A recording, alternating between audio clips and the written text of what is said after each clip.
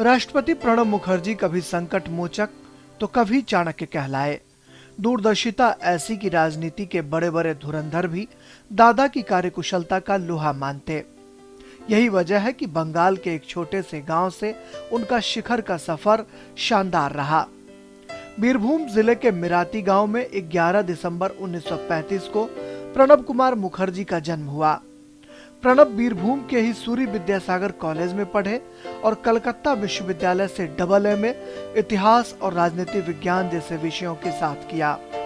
बाद में कानून की डिग्री हासिल कर वकालत की, फिर बीरभूम के ही एक कॉलेज में पढ़ाया भी। इतना ही नहीं, प्रणब दा ने जाने माने बांग्ला प्रकाशन संस्थान देशेर डाक के लिए पत्रकारिता में भी अपने हाथ आजमाए। प्रणब बाबू प्रशासनिक और संवैधानिक मामलों के विशेषज्ञ हैं और उनका सबसे बड़ा हथियार है उनकी याददाश्त। संसदीय बहसों में वो न किसी तथ्य को भूलते हैं और न ही किसी को भूलने देते हैं। आंकड़े तो जैसे उंगलियों के सिरों पर सजे हुए हों। इनके सफर की शुरुआत होती है 1960 से, जब वो पहली बार बंगाल कांग्रेस में शामिल हुए, और संसदीय जीवन की शुरुआत 1969 राज्यसभा से शुरू होती है।